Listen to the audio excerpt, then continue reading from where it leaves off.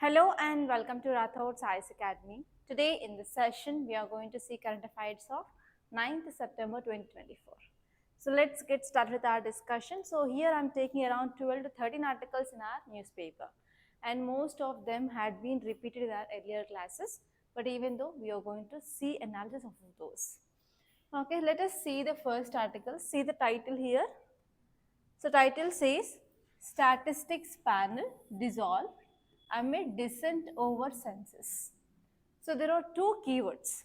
So first one it is your statistic panel and next one here is census. Okay, so there are two keywords. Statistic panel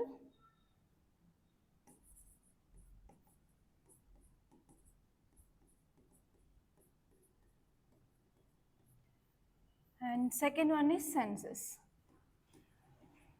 Okay, census is nothing but we are going to get data of population. So for how many years we will be having the census? For every 10 years. So last census we got in year 2021, that means after 10 years means, so it should be in 2021. But 2019, okay, at the end of 2019, we got this COVID-19 pandemic. So because of this COVID-19 pandemic, so this census of this 2021 had been delayed. So actually what happened here is we have MOSPI, Ministry of Statistic and Program Implementation. So this MOSPI came up with the setup of the statistic panel, and the work of the statistic panel is regarding collection of data of census. But actually this statistic panel asked a question regarding delaying of, why there is delaying of census. So even though now it is 2024, so why this delaying of census is happening? So because of asking of this statistic, because of this ask of this question of delaying of census by the statistic panel, now this MOSPI had dismantled, okay, dismantled this panel. So why? Because of this is the news. So here, how we can connect this topic with our syllabus? So in GS paper 2, we have polity and governance. So in polity, we will be studying about parliament. So parliament is nothing but we have Lok Sabha, Rajya Sabha, etc. Right? So if any bill needs to become an act, so this bill needs to be passed in our two houses. Let us say Rajya Sabha and as well as Lok Sabha. So after passing in these two houses, so our president need to give the assent. Then only we can say that that bill is going to become an act.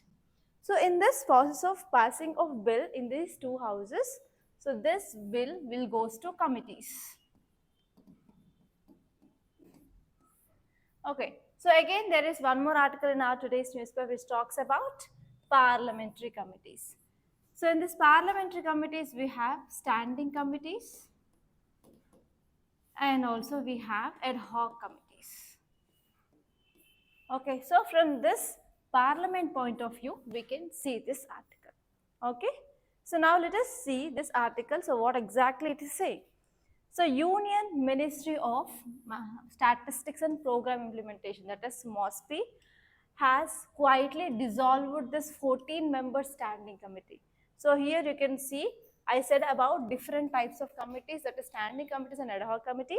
So this statistic committee is a standing committee which had been dissolved. Okay, so this is the thing why it is in news, because they question about why there is delaying of conduction of census in our country.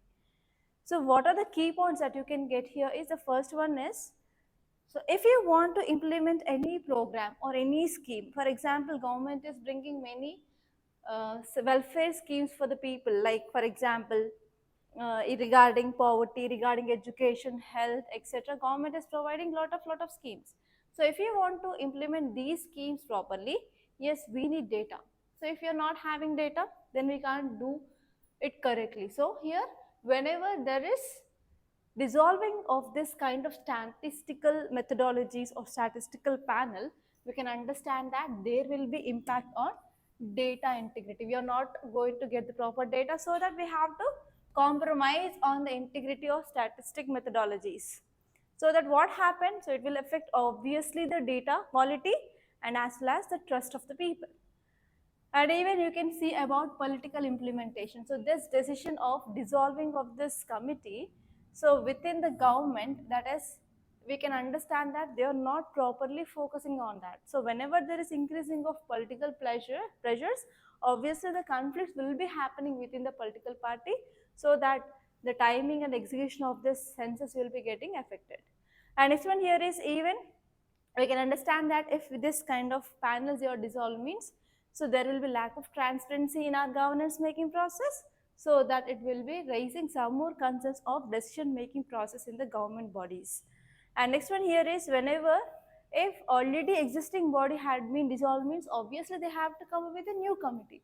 So if they are coming up with a new committee, it will take some time. So again, there will be some issues between the ongoing government and as well as that new committee. Okay, so these are the things that you have to remember, and even you have to understand what is the importance of experts. So always we need some expert committees. For example, this kind of statistical committee, so that we can ensure the quality of data collection, and even it will be having impact on policy making. So if we're not having experts, obviously we cannot ensure the quality of data. Okay, so that is the thing you have to remember. And here you have to see what is a standing committee on the statistics.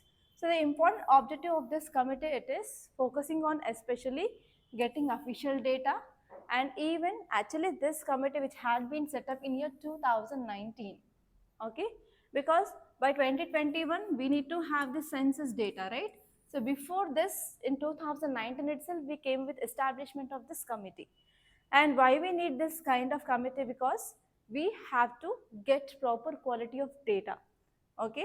And next here, if you see the next article, Ukraine hopes that India will review its decision on joining Swiss peace process.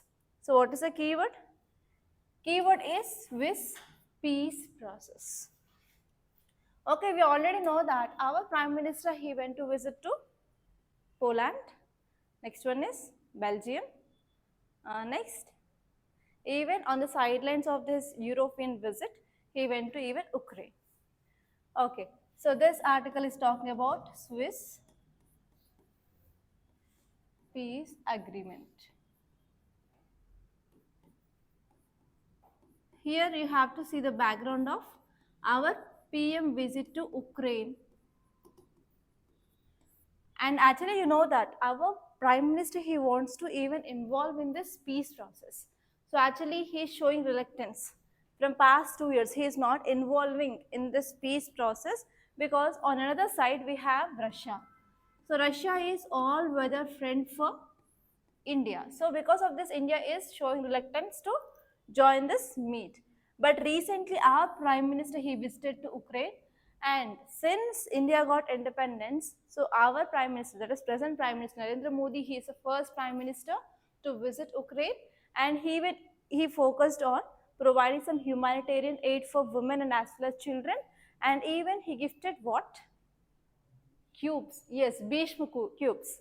So here that Bhishma cubes will be helpful in that emergency situation. If there are anyone who is getting wounded means, so they will be getting emergency medical aid from that Bhishma cubes.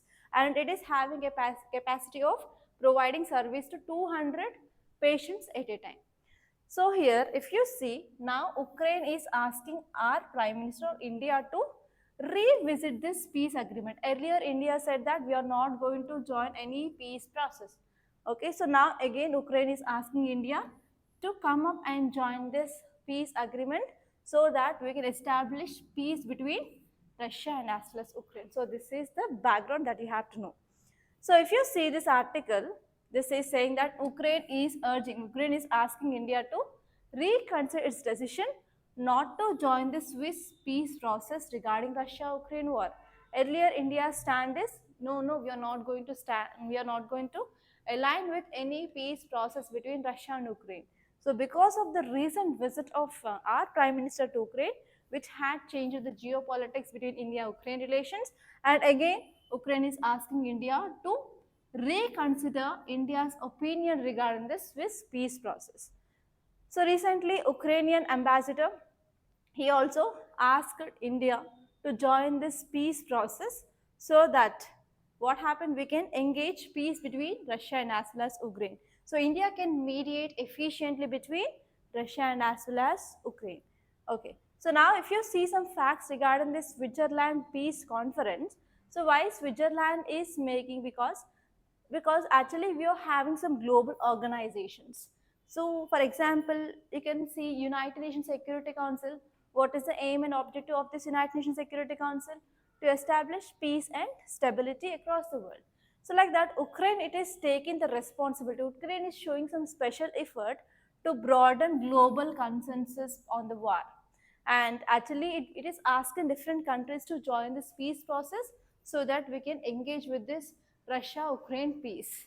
And actually, if you see India's involvement, so India got invitation for this peace summit, but actually you know that India and Russia, they are close friends, they are all weather friends.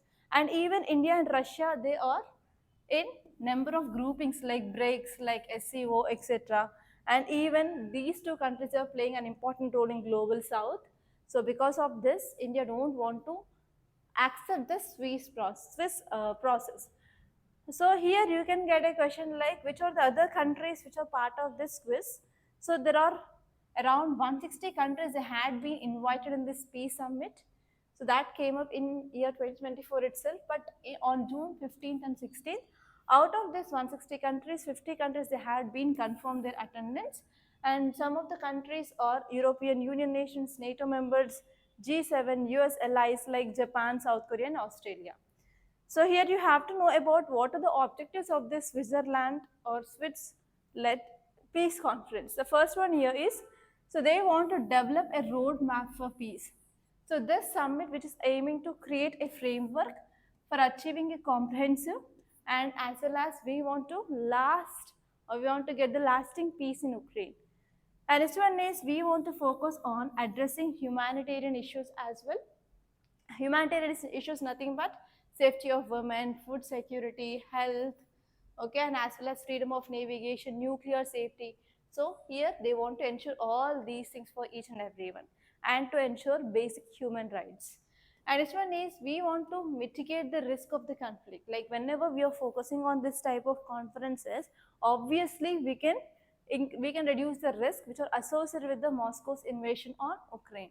And even the important aim it is to end Russia's war on Ukraine.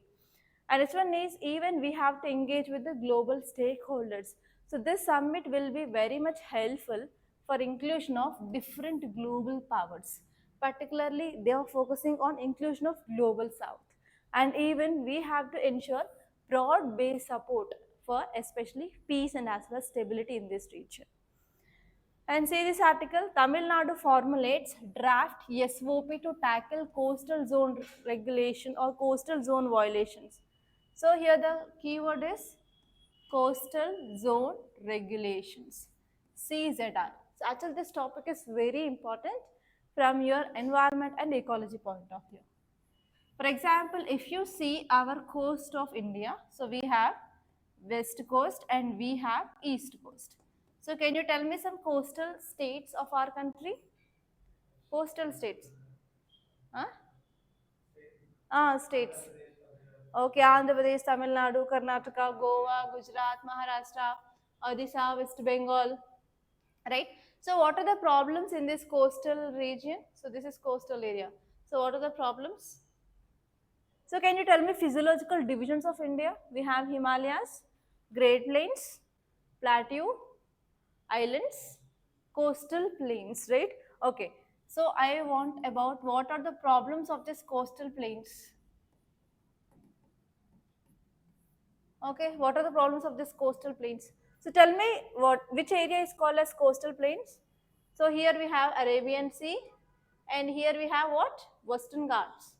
So the region between this Western Ghats and Arabian Sea, this part is called as West Coastal Plains. And here we have Bay of Bengal, BOB, and here we have Eastern Ghats. So the area between this Eastern Ghats and Bay of Bengal is called as East Coastal Plains. Okay, now tell me what are the problems which faced by this Western Coastal Plains and Eastern Coastal Plains? Are there any problems you are facing?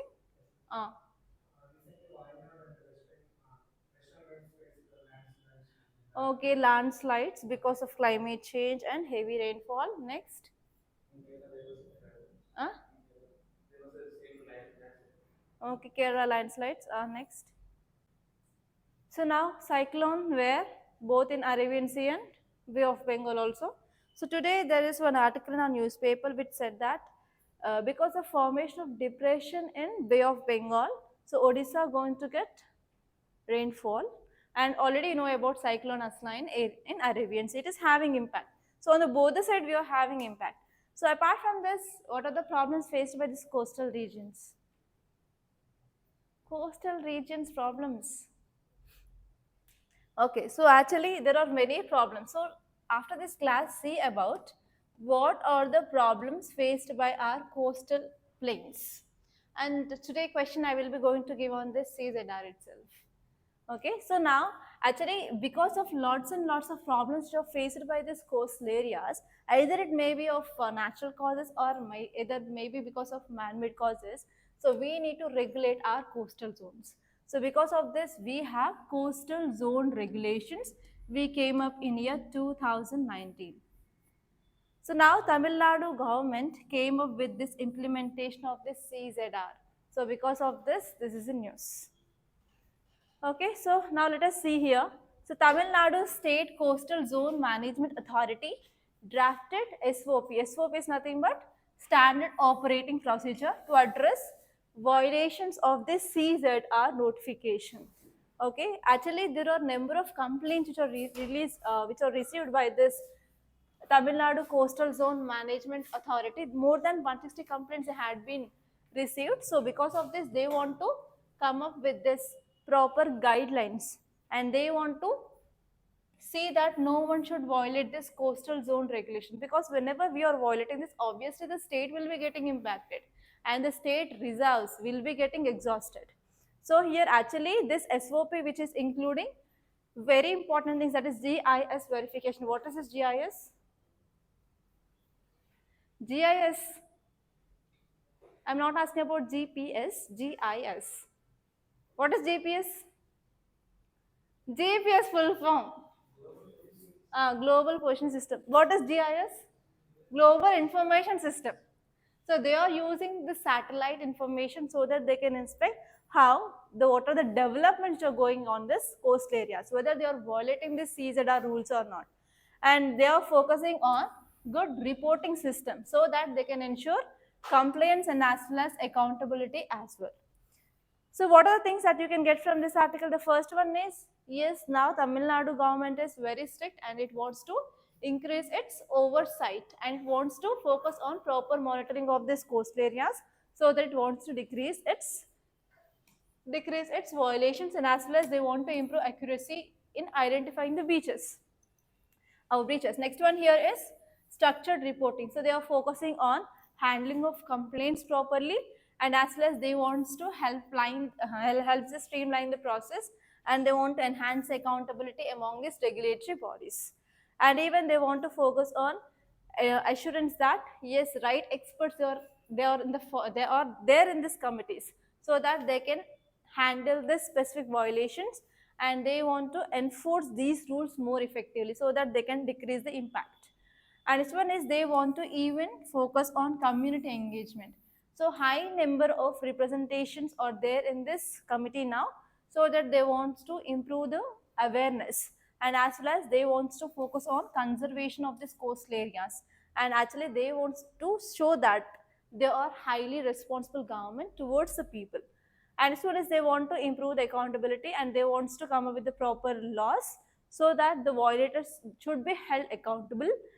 So that is the thing. And actually here you have to focus on this thing, what are the CRZ norms. So in India we came up with these CRZ rules. They will govern both human activities and as well as industrial activities which are operating near the coastline. Why? Because in this coastline we will be having very fragile ecosystem. To protect those ecosystems near the sea, yes, we have to control this CRZ rule. So I gave you one example like Aribada. What is Aribada? Olive red-leaf turtles. Olive red-leaf turtles, some thousands of turtles, they will be coming to the coast, especially eastern coast. So to protect them, yes, government will be taking lot of steps. So if you're going for development of industries or any factories across this coast areas, across these beaches, whether they will come for nesting? No, right? So here we have to control this coastal area so that in this coastal areas, we will be having the fragile ecosystem and so that we can protect them properly. Because ensuring of rich biodiversity is also very important, right? Okay, so here what we will be doing under this norms here is, so we will be restricting certain kinds of activities and you have to know this. So we will be restricting large constructions and setting up of new industries, storage or disposal of hazardous material, and there should be no mining, no reclamation and bunding. So here these are the activities which are restricted from the coastline. So these are the rules under this CRZ. And especially even we have this Environment Protection Act of 1986. So under this Environment Protection Act also, so there is one section which says about we have to protect environment, ecosystem, right? So that is section 3. And section 3 also says that we have to control this coastal regulation zone. Okay, and here if you see how many areas are there, here we have CRZ 1A, CRZ 1B, 2, 3, 4 and 4B, 1, 2, 3, 4, 5, 6. So we have 6 categories under this CRZ and you have to remember. So in this CRZ 1A, we have to protect ecologically very sensitive areas. So ecologically very sensitive areas, what are they? We have mangroves, we have salt marshes. And in this 1B, we have intertidal zone. So where the low tide and high tide will meet. So this is called as intertidal zone. We have to take the steps under this. And next one is under CRZ second category. So these are the areas which are present very close to our shoreline. That comes under municipal limits. And next one is CRZ class 3. So here normally this area which comes under undistributed area like rural areas, etc. And CRZ 4A, the area between low tide line and till 12 nautical miles. So it comes under contiguous zone, right? Yes or no? And under unclass, how many sections are there? How many classifications? Internal water, contiguous zone, exclusive economic zone, next territorial sea, high seas. We have to revise that once again, always. So whenever, on every Sunday, keep this timetable for 1 hour, like what you have read in that day. So try to go on revising or else you can't remember. So this will become very great task for you. Okay, and these are the things that you have to remember. And see here, one more interesting article. India-US agreement swap turns Biden to host Quad summit in home state. So what is the keyword? Quad. So here one more keyword, swap. What is the meaning of swap? So you might have heard about this swap, money swap agreement. What is the swap? Meaning of swap? Swap is nothing but exchange. Okay. So here, what is this quad? Guys, quad. Quadrilateral dialogue. So which are the countries part of this quad? How many countries? Which are those? Australia, India, Japan and US. So these are the 4 countries which are part of Quad. So actually this article is saying about India and US, they agreed to swap turns. So what it means? So the word swap means exchange. So what they are going to exchange? Can you tell me? It is about Quad summit.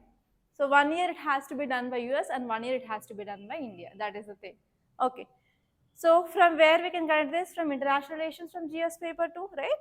So India and US have agreed to swap hosting duties for Quad summit, allowing President Biden to host in President Biden, which had been hosted in year 2023, and next summit we are going to host in 2025. Alternatively, one time it is in India and one time it is in US. So it has been finalized now. So here, why we need this Quad? So whenever we are having this kind of swap agreement, so what will be like advantages? So there will be no confusion of who is going to host this summit in the next time. Okay, apart from this. So we can also strengthen our diplomatic ties, so there will be no issues, or whenever there is any issue like who is going to host, so that meeting will be getting delayed. So whenever there is delayed, obviously the efficiency of that grouping will be lost. Okay, so here we can strengthen our diplomatic ties, and we can ensure that there is a proper cooperation between these countries. And even if this summit which had happened in one time in US and one time in India, so as you all know that India is part of Indo-Pacific region. So from Indo-Pacific region also, if India is conducting that, and even India is the leader of global south, so other countries commitment will be also ensured here. So this is also one important thing. And even our Prime Minister also accepted this, so we can understand that our country is also actively participating in this US events. That means we can ensure that India's role is also improving in global stage. So wherever US is having the influence, so there here India's influence can be also increased. Okay, so that is the thing that you have to remember. And what is Quad? Quad is a grouping of 4 democracies, and you have to remember those countries: India, Australia, US and Japan. And by this organization, so now these 4 countries, they find a common ground of being democratic nations. All these 4 countries are democratic countries, and they will be supporting common interest of these countries. So common interest here is for India, Australia and Japan. So common enemy is China. Okay, so in South China Sea, sorry, in East China Sea, China and Japan is having issue, and Australia and China is also having issue regarding this maritime sector, and India and China is also having issue at continental arena, like at LAC region. And even US and China, they are always enemies. Even now here trade war is going between them. Okay, so here they will be focusing on interest of unhindered maritime trade because of increasing of China's influence in this maritime trade, and even they are focusing on security. And actually their common interest is to ensure free, open and prosperous Indo-Pacific region. So the idea of this Quad, actually it was mooted by, first time it was came up by the Prime Minister of Japan, that is Shinzo Abe. Actually he was assassinated recently.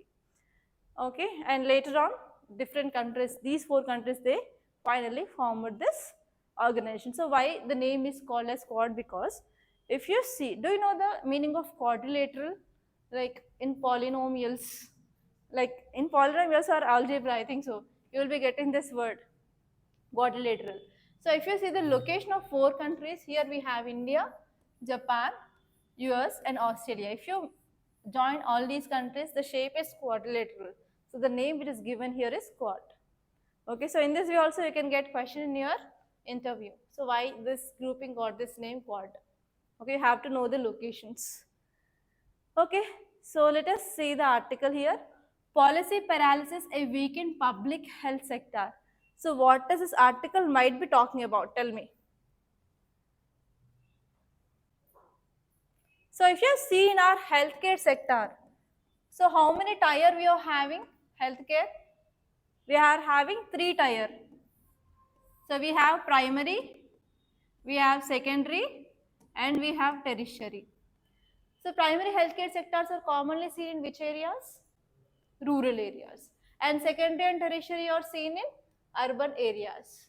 So what are the problems in our primary healthcare sector? Are they functioning well? No, right? Okay. So actually this article is talking about what are the problems in our primary healthcare sector. Tell me, what are the problems in our primary healthcare sector? Lack of funds? Yes or no?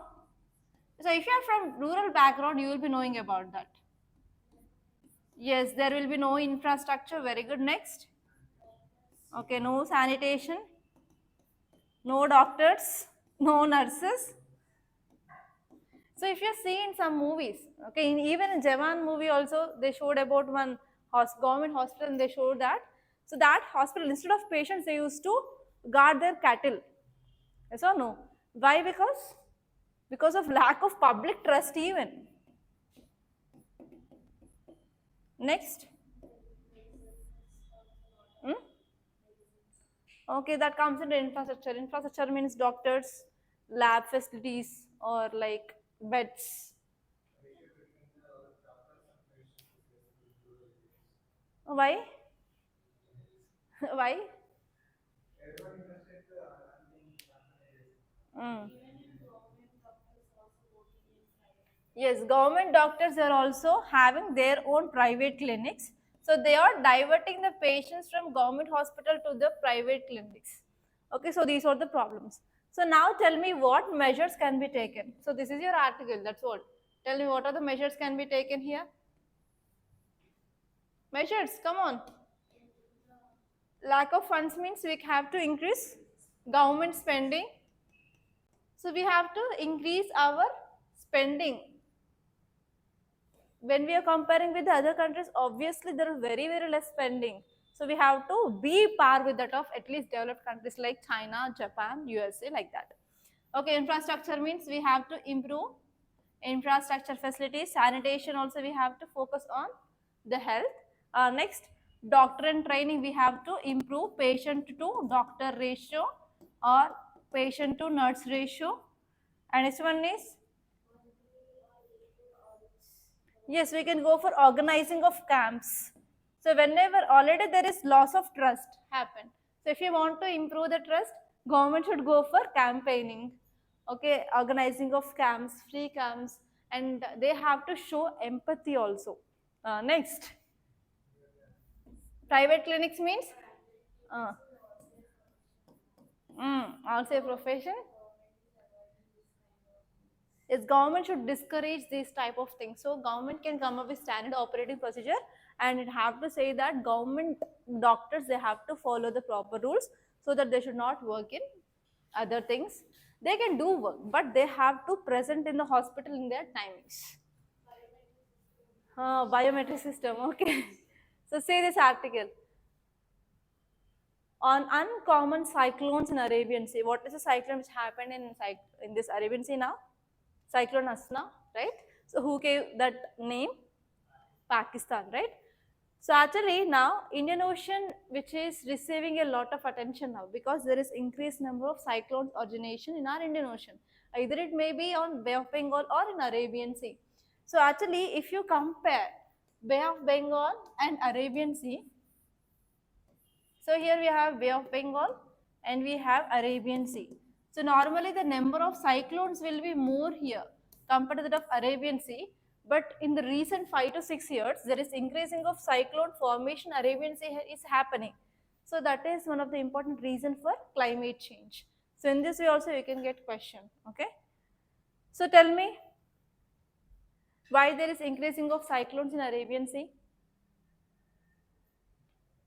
Continentality, what is this concept of continentality? Geography is done, tell me. What is continentality, Hema? Okay, I'll give you one example. So here we have land, and here I have a water body, and here I have a water body, here I have a land. Okay, so in which area there is high temperature? Either in this C1 or in this C2. C1, why? Yes, actually the concept of continentality is nothing but whenever we are having a water body which is surrounded by continent, obviously it is having more temperature compared to that of water body which is having the less influence of continent. So this concept is called as continentality. So if you see Arabian Sea, it is very small and it is bounded by different countries. So because of this, there is increased heat. So the primary reason for the formation of cyclone is we need to have at least 27 to 28 degrees centigrade. Okay, so it is one important reason, and even because of climate change, because of global warming also, there is increased intensity of the cyclones in this region. Okay, so that is a thing which is given here. Just go through this article once. And say this article, we discussed this topic, right? So where we discussed about this topic of ASEAN in the recent class. Yeah. Yes, Prime Minister visit to Brunei and Singapore, they are part of ASEAN. So whenever we are having this kind of meets and summits, obviously we can increase our influence in other groupings where India is obviously not part. Okay, so that is the thing which is given here about ASEAN and Brunei and as well as Singapore. So here you have to know about in which areas we had memorandum of understandings and as well as agreements which had been recently signed between India, Brunei, India and Singapore. We had discussions on that, so that thing that you can use here.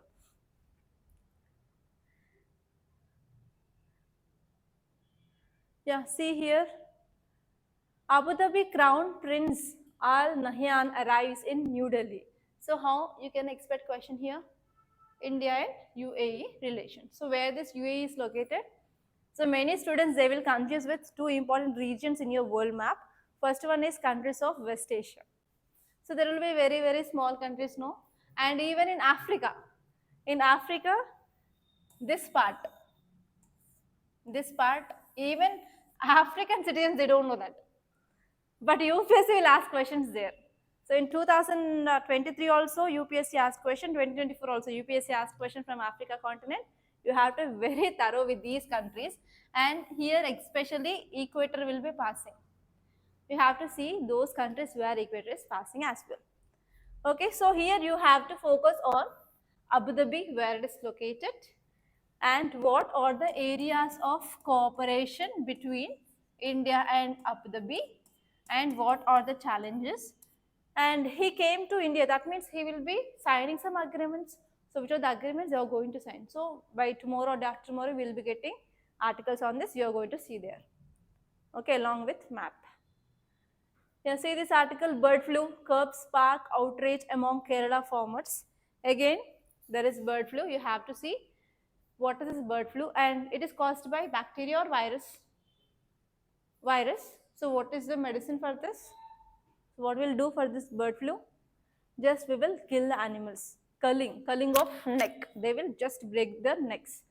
So here, if this kind of outbreaks are happening, whether it is good for our economy or bad for our economy? Bad. So how it is going to influence our economy? Come on, think. You have to see India's position in the world regarding this poultry.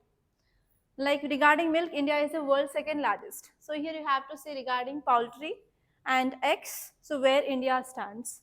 And when we are having this bird flu, especially it is very high in this regions of Kerala and Tamil Nadu. Every year we will be getting this issue. So here you have to see like what are the reasons behind this bird flu. Because if suddenly if you have posted in this Kerala after you're getting into services, what you will do? So you need to have at least some idea regarding this disease before entering into the services, right? So you have to know like what measures you can take. So this may be your case study also. Okay, for example, you are a district health officer, district veterinary healthcare officer. So recently bird flu outbreak had happened in Kerala. So how you are going to address this issue and how you are going to minimize economic loss? Okay, so you have to think in this dimensions also, so that you will be getting broad perspectives. Clear? Okay, see this article, all states must adopt national education policy, says Dangar. So what is this national education policy? I gave you a question. Recently we wrote about NLIP. NLIP is aligning with national education policy. So what is national education policy? So when we came up with that in 2020, so what are the important things of this national education policy? Autonomous, next, education for all. Yeah, digitalization, mother tongue, next. So here you have to know about this national education policy, and tomorrow I will be giving you a question on this national education policy. Today what is the question I said? Okay, CSR. CZR, not CSR. Yeah, say this article, India's military diplomacy in top gear with back-to-back exercises. So recently, which are the exercises we studied in our news? India-US, Yudh Abhyas, next. Sky, what is that? Tarang Shakti 2024. Okay, so these two are the recent exercises. First one is Yudh Abhyas and second one is Tarang Shakti. So recently, we are still going on with our second phase of this Tarang Shakti till September 14th. So actually here when we are having this kind of exercises, what is the importance? I said about the significance. Tell me. Yeah, exchange of technology, and we can showcase our technology to other countries. Next, we can increase our exports, especially we are focusing on Atmanirbhar Bharat. Next. Come on. So if you want to achieve this aim of Viksit Bharat 2047, if you're staying inside our home, can we achieve? No. So we have to do all these things. Next. So at least you are getting some points, like why we are doing this. Okay. So these are the things that you have to see. Okay, so these are the important articles that appeared in our today's Hindi newspaper. So by this I'm concluding. Thank you so much for watching, and please do like this class and share this class to your friends, and don't forget to subscribe to Rathods IS Academy. Thank you guys.